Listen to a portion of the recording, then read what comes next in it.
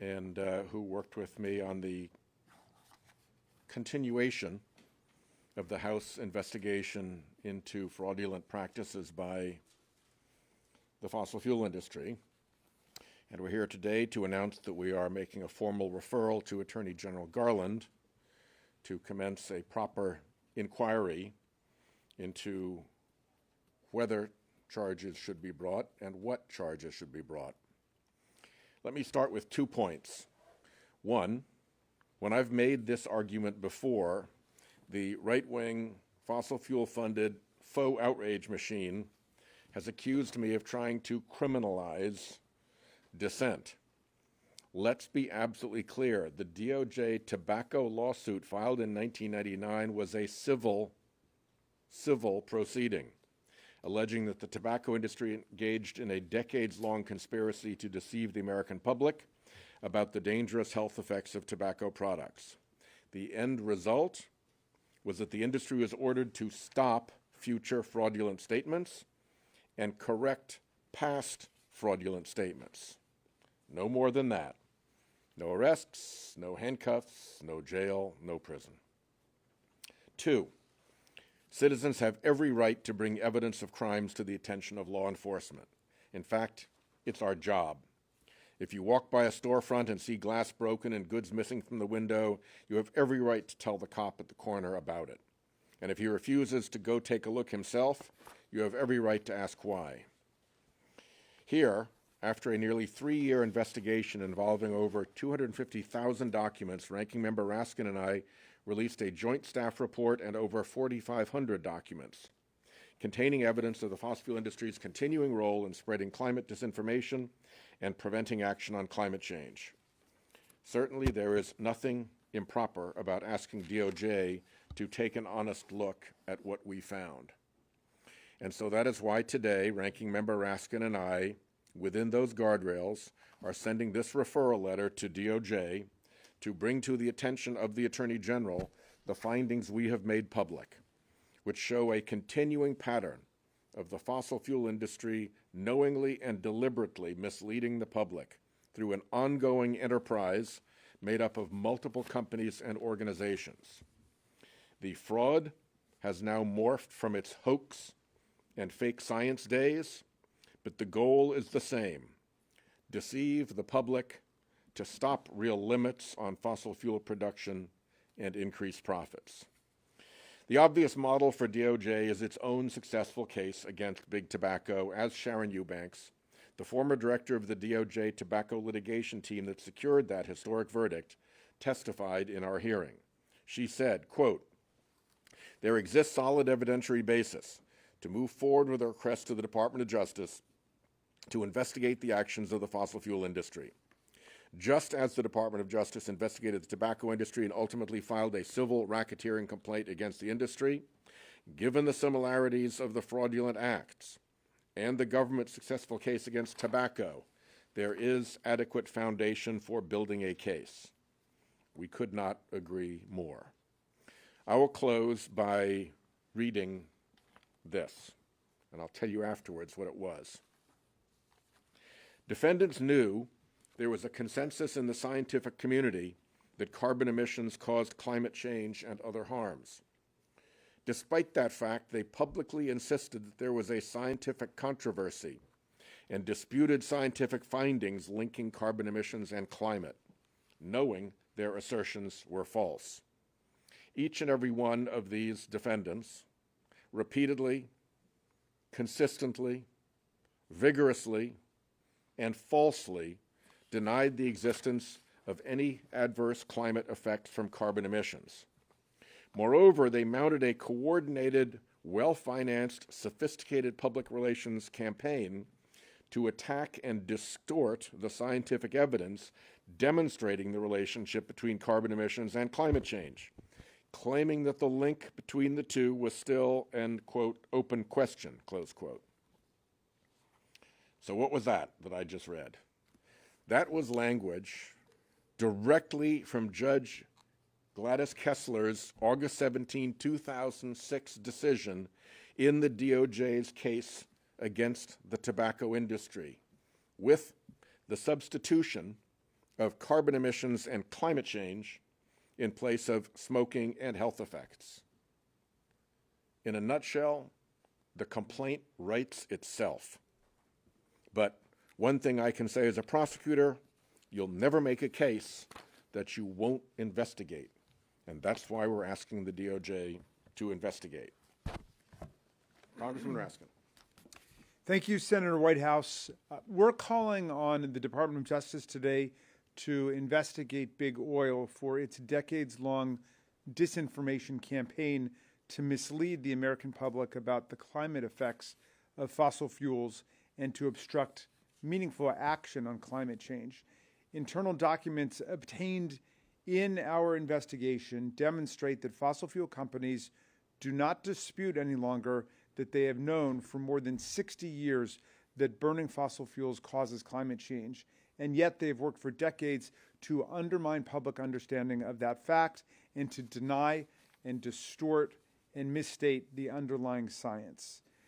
Under our separation of powers, the branches play different roles. So we are the lawmaking branch, and lawmaking includes significantly oversight. The Supreme Court has repeatedly said that the lawmaking branch cannot successfully legislate unless it gets the information it needs.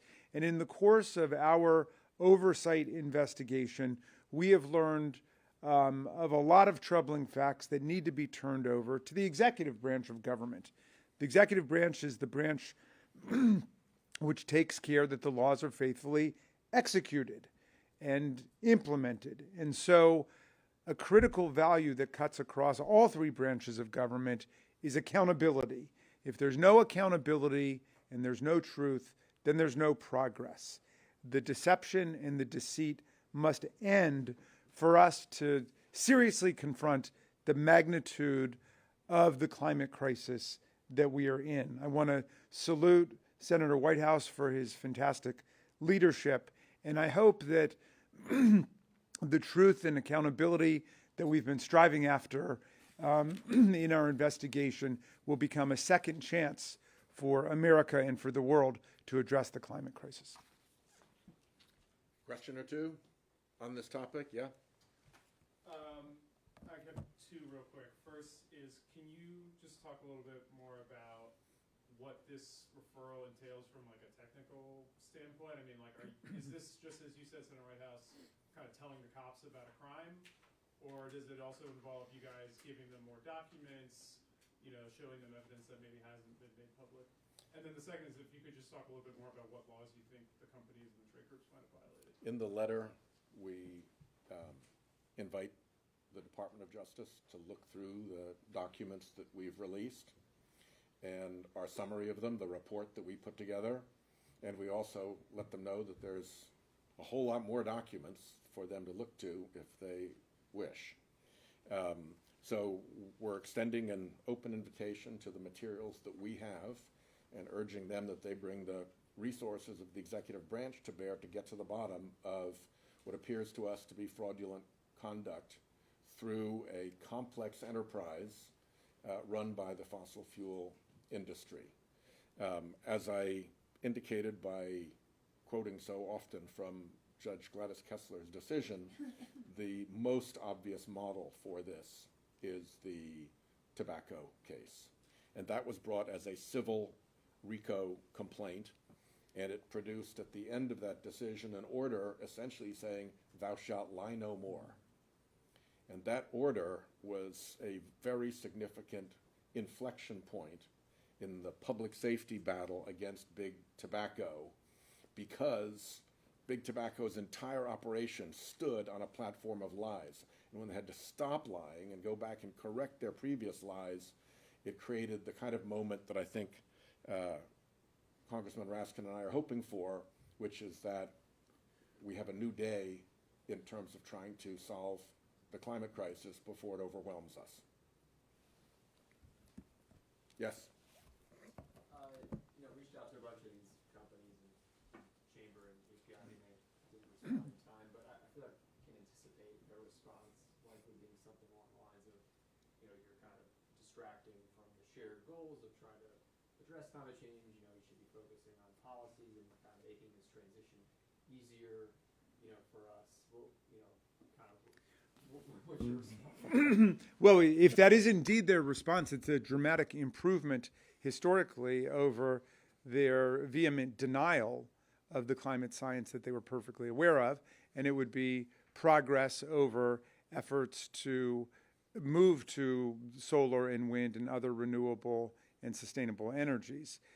And I think we have seen some rhetorical progress there. But the whole point of having representative government is we don't put specific corporate subgroups of society in charge of the destiny of our whole country, much less of all of humanity.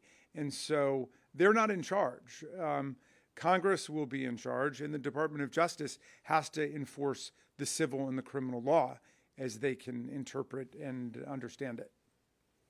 And to that specific point, when I said that the fraud had morphed from climate change is a hoax to the science is unsettled to the current status that we developed in our hearing is the pretense that they want to do something serious about climate, that they can be trusted to be honest partners in the climate conversation. And that, we were able to show, is simply not true. So, in some respect, if that is what, in fact, you hear from them, know that that is actually part of the scheme we are challenging. Yeah. It's a little bit technical, but obviously the science on natural gas has been debated, and it has evolved over the last, very, very quickly over the last few years. Talking to Senator Grassley just a few minutes ago, he said, no, natural gas is still better than coal. Part of your allegation here is that the companies knew that there are methane leaks and that all of that adds up to natural gas. Not being better than coal. Can you just take on that idea? Is it in your mind still a debate at all about, because I know even the UN says if the methane leaks are contained, and natural gas does have a benefit. The gravamen of a good fraud is that it focuses the sucker on a fact that is true but not relevant to the point. And in their fraud campaign, the fossil fuel industry has focused on the burner tip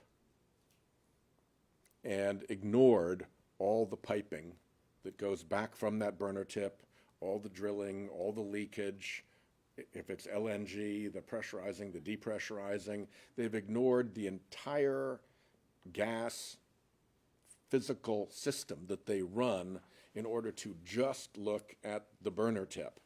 And that they knew better than. Yeah. Can you, in making this referral, is that the end of Congress's role in Not a bit. investigating these things? Okay. Not a bit. How does it change what your strategy is now up here? I think to the extent that the Department of Justice would be assisted by having additional evidence, we're perfectly happy to continue to look. These are questions that I'm going to continue to look at. I think that the congressman has said that should the voters be good enough to return the House to Democratic hands, and he's the chairman, he will continue to look at it. We will specifically pursue the answers to the subpoenas where the companies refused to provide complete documents or provided blank documents or refused to provide documents, and continue to dig towards the bottom of that. And it's perfectly appropriate for us to continue to do that during the pendency of an ongoing investigation, presuming that the DOJ commences one. Fair statement? Fair statement. Another legal one. Why do you think DOJ may succeed when New York's AG failed in 2019 in that case? I know they're a little bit different. They're it's a different case. Okay. I give you the softball. Yeah, civil RICO, first of all, gives the government very broad investigative authority, even pre-complaint very broad investigative authority, specifically detailed to the Attorney General. Second, it is proven to just a preponderance of the evidence not beyond a reasonable doubt the way criminal cases have to be. And I think the resources are there based on the tobacco model to show how you would put a case together to convince a judge that in fact there was all this dissembling and fraud.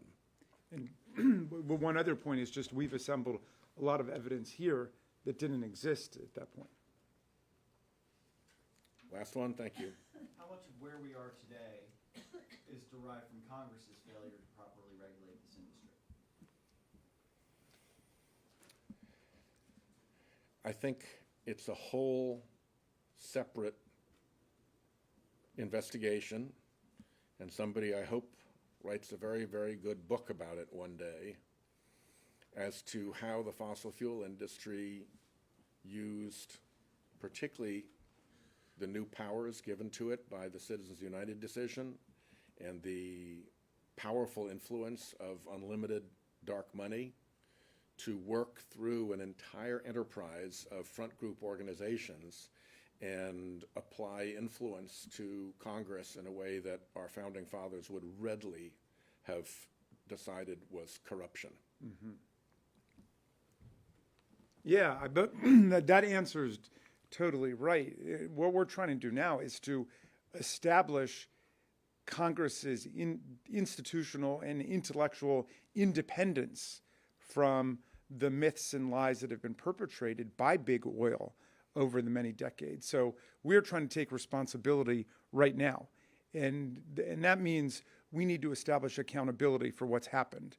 And at the same time, because we are in this global civilizational emergency, we need to be acting on the policy front on a daily basis, even while we try to establish the accountability that's been missing for so long.